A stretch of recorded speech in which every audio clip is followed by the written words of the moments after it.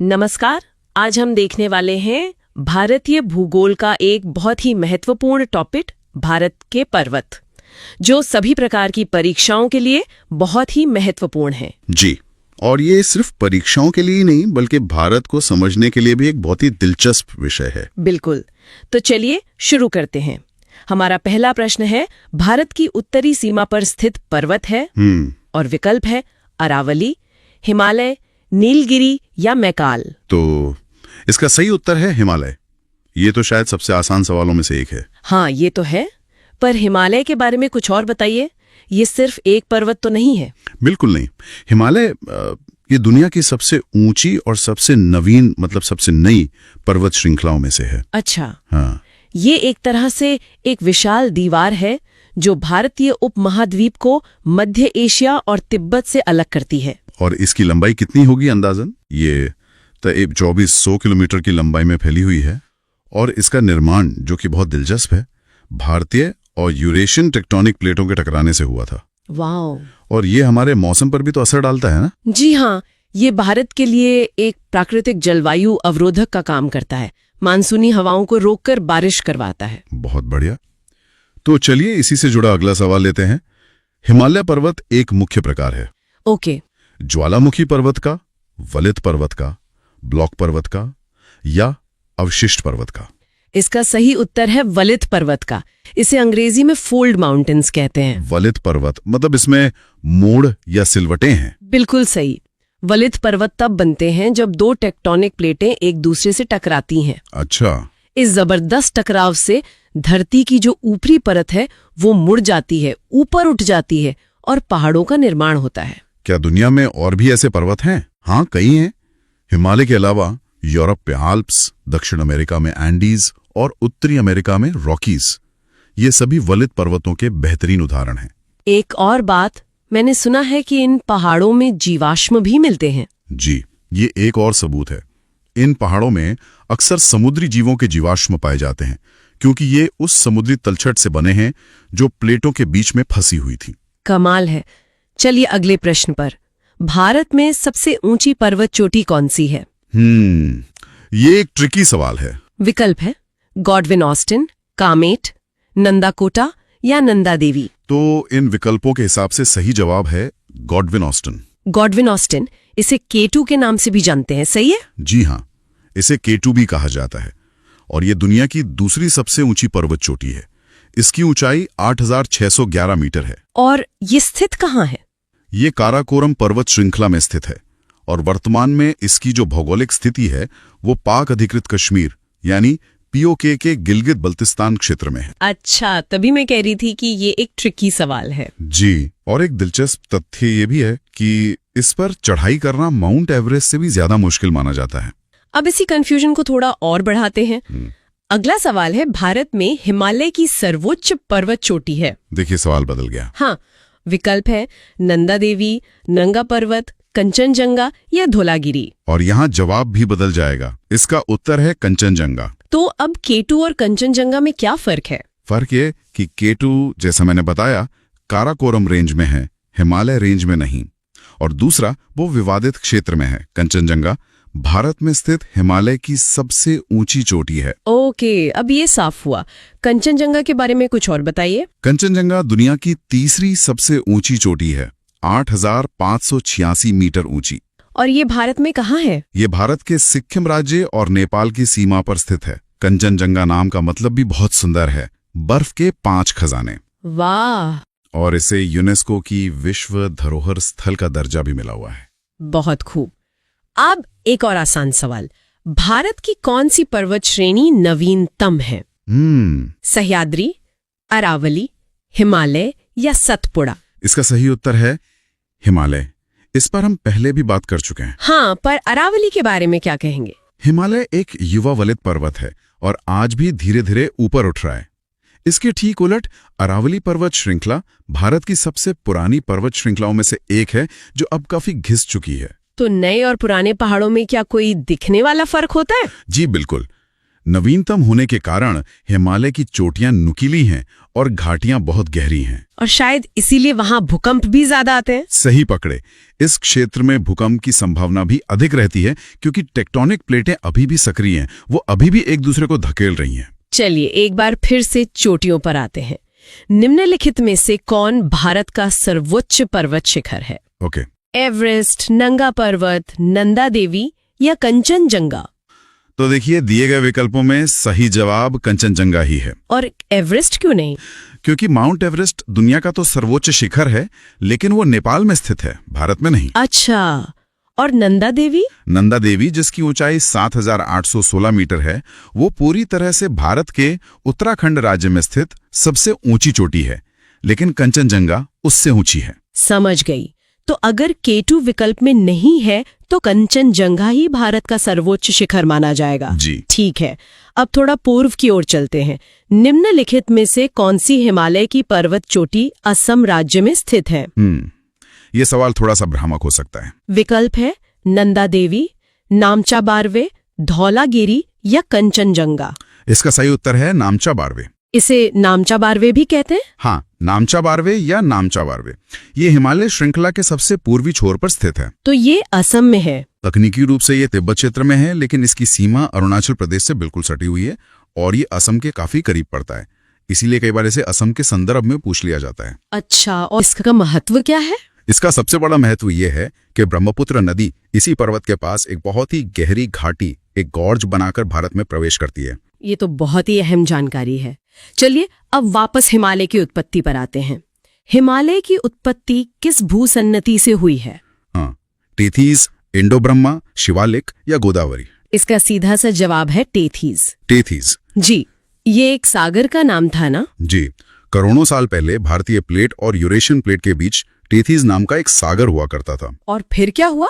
जब भारतीय प्लेट उत्तर की ओर खिसकी और यूरेशियन प्लेट से टकराई तो टेथीज सागर की जो तलछट थी उसमें मोड़ पड़ गए और वही ऊपर उठकर हिमालय बन गई। और इसका सबूत वो समुद्री जीवाश्म है जो वहां मिलते हैं? बिल्कुल, ये प्लेट टेक्टोनिक सिद्धांत का एक जीता जागता उदाहरण है। बहुत बढ़िया।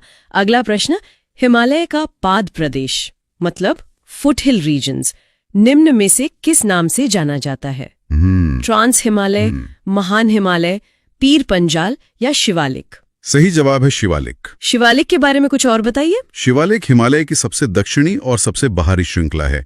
मतलब जब हम मैदानों से पहाड़ों की तरफ जाते हैं तो सबसे पहले यही आती हैं। और इनकी ऊंचाई ज्यादा नहीं होती होगी? नहीं, ये हिमालय की सबसे कम ऊंची श्रृंखला है। इनकी औसत ऊंचाई 900 से 1200 मीटर के बीच ही होती है। इनका निर्माण भी नदियों द्वारा लाए गए अवसादों के जमाव से हुआ है। इन्हीं के पास दून घाटियां भी हैं? जी हाँ, शिवालिक और मध्य हिमालय के बीच जो लंबी घाटियां हैं उन्हें दून कहा जाता है, जैसे कि देहरादून। ये तो बहुत रोचक है। चलिए अब एक लोकेशन पर सवाल है। नंदा देवी स्थित है ओके।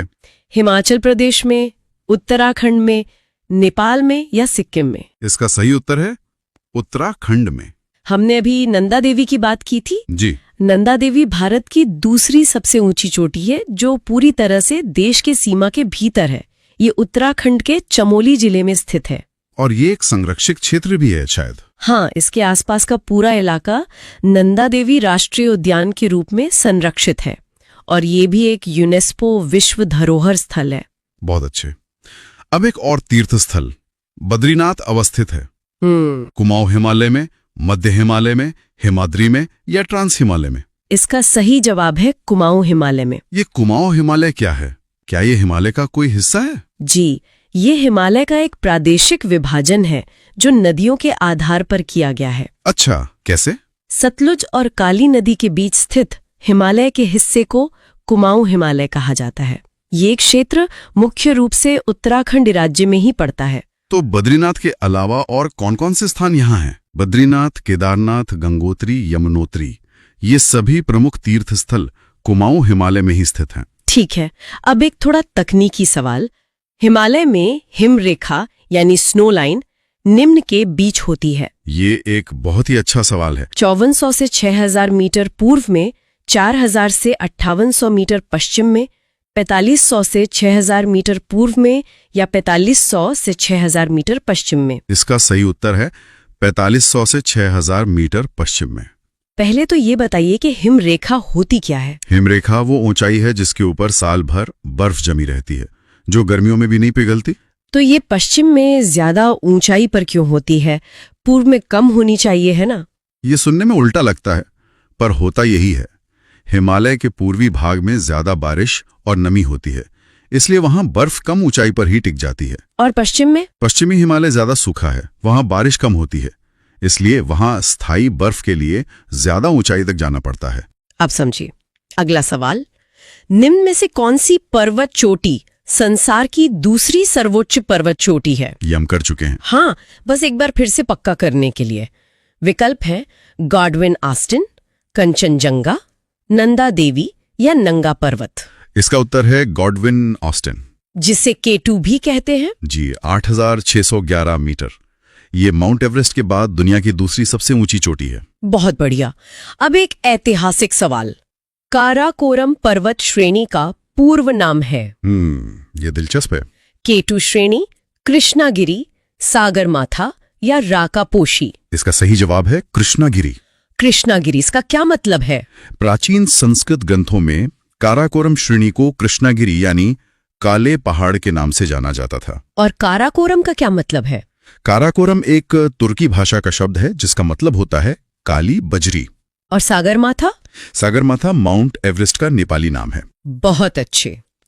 चलिए, हिमालय श्रेणी क्षेत्र में मिलने वाली संकीर्ण तथा अनुदैर्य यानी लंबी घाटियों को किस नाम से जाना जाता है? हमने इस पे थोड़ी बात की थी। हाँ। विकल्प हैं दून, चोस, द्वार या मर्ग। इसका सही उत्तर है दून। तो देहरादून एक दून घाटी है। जी। ये घाटियां लघु हिमालय और शिवालिक के बीच पाई जाती हैं। देहरादून, कोटली दून, पाटली दून, ये सब इसके उदाहरण हैं। और पूर्वी हिमालय में इन्हें क्या कहते हैं? पूर्वी हिमालय में इन्हीं घाटियों को द्वार कहा जाता है, जैसे हरिद्वार। वाह। लघु हिमालय श्रेणी के ढालों पर मिलने वाले छोटे छोटे घास के मैदानों को जम्मू कश्मीर में क्या कहा जाता है? और विकल्प हैं मर्ग, बुग्याल, पयार या द्वार। ये एक बहुत ही दिलचस्प सवाल है।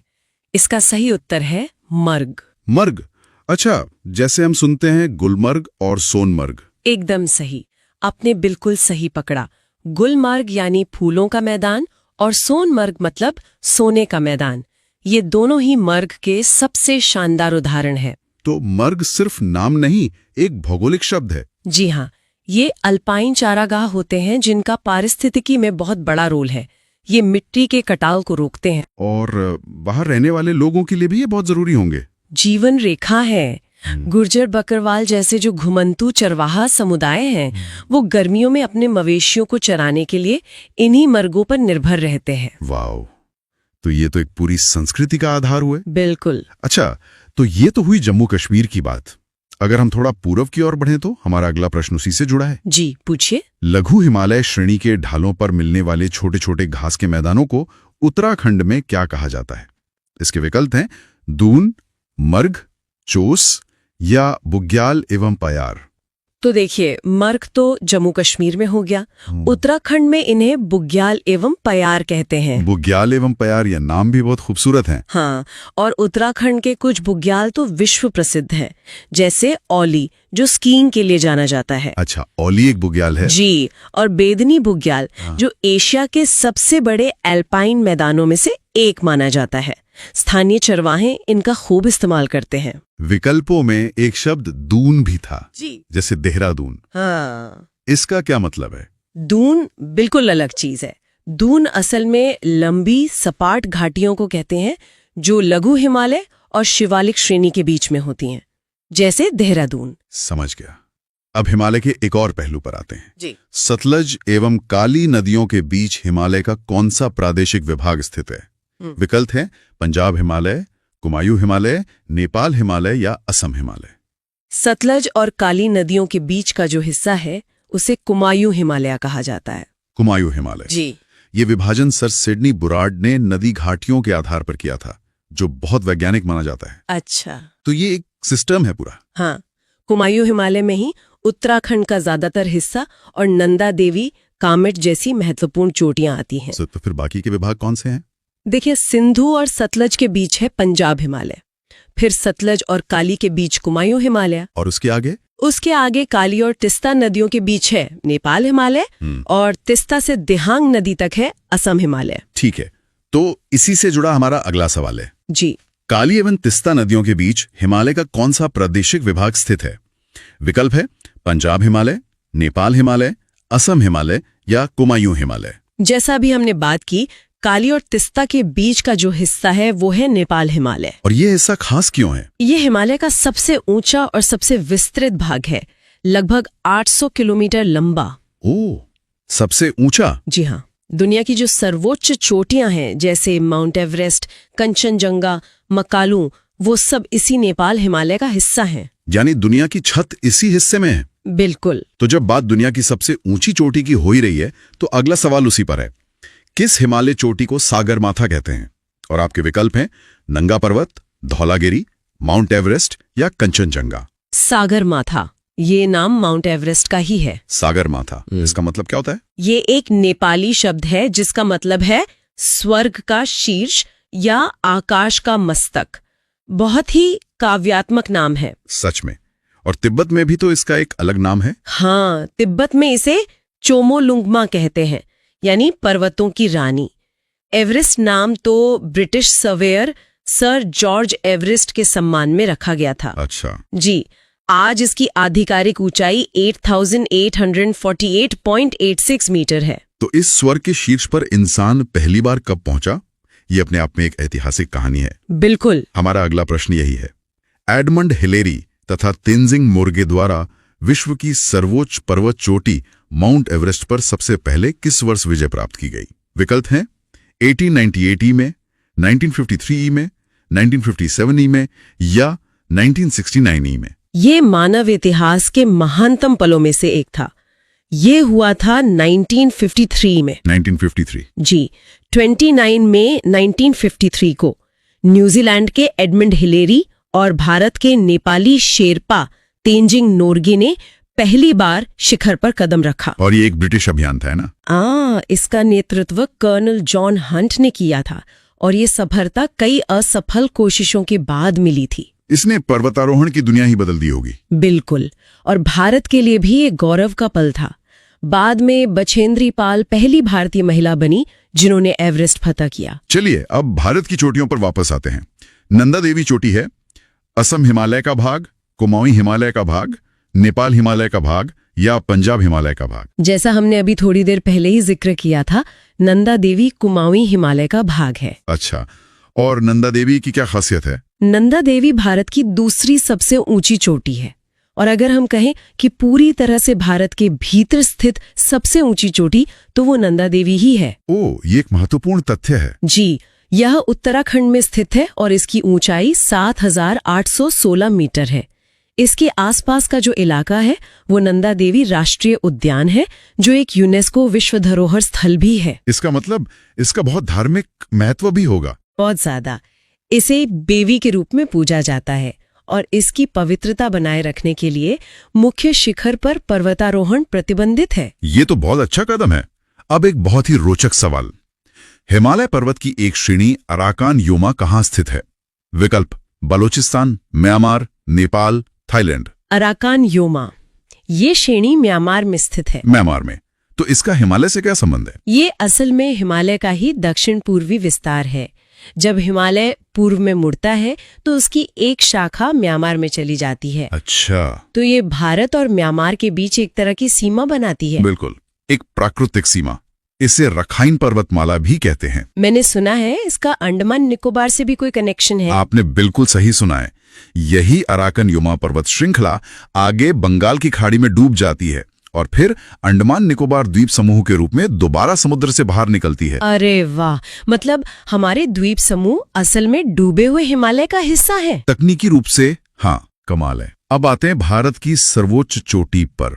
भारत की सर्वोच्च पर्वत श्रेणी कौन सी है? गार्डविन ऑस्टिन, कंचनजंगा, नंदा देवी या एवरेस्ट? देखिए, इस सवाल का जवाब है गार्डविन ऑस्टिन। गार्डविन ऑस्टिन, जिसे K2 भी कहते हैं। जी, K2 ये काराकोरम रेंज की दूसरी चोटी के रूप में पहचानी गई थी, इसलिए K2 नाम पड़ा। और ये दुनिया की दूसरी सबसे ऊंची चोटी है? हाँ, एवरेस्ट के बाद। लेकिन इसमें एक पेंच है। वो क्या? इसकी जो स्थिति है वो पाक अधिकृत कश्मीर के गिलगित बाल्टिस्तान क्षेत्र में है। अच्छा, तो इस पर विवाद है? जी। इसीलिए इसे सैवेज माउंटेन भी कहते हैं, क्योंकि इस पर चढ़ाई बेहद मुश्किल है। अगर हम अविवादित भारतीय क्षेत्र की बात करें तो सबसे ऊंची चोटी कंचनजंगा है। ये एक बहुत जरूरी स्पष्टीकरण है। चलिए अब घाटियों की बात करते हैं।